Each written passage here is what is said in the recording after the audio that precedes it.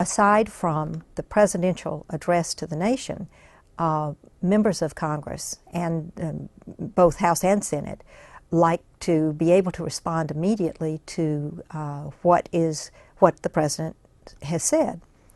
And Statuary Hall is right off the House floor. It was wired for television. We started wiring it in the 80s, and we worked with the broadcasters as it developed. We went from having one or two organizations in there immediately after. ABC, I think, was one of the first to put a setup in there.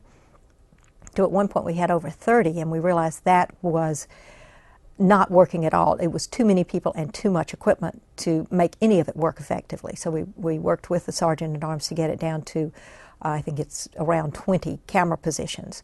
And the ground rules for how the cameras work there, one of the things we had to insist on, we realized early on, broadcasters are self-promoters. I mean, they always want to promote what they do.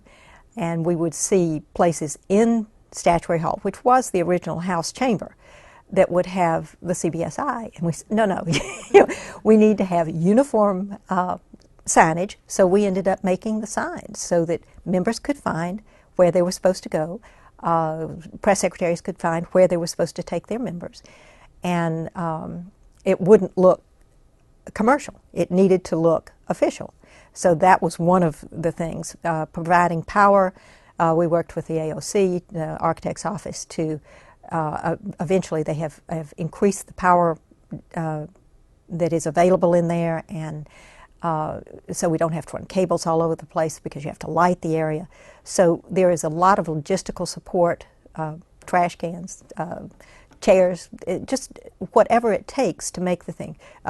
One of the things we have to do is be sure they all have enough electricity to run their own small monitors so they can see the speech, because they're going to be asking members of Congress what's happening and what they thought of the speech, so they need to have seen the speech as it happened. So those were all things that developed over a period of time, and other press people were allowed to come in and work with the members because they have every right to the same access.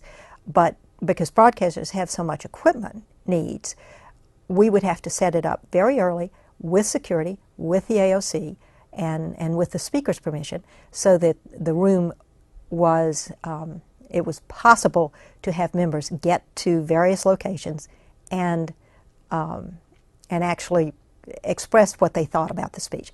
And the reason it's so critical is the timing. The speech usually ends just about at the 11 o'clock, 10 to 11 o'clock. So your local news across the country can carry their individual members.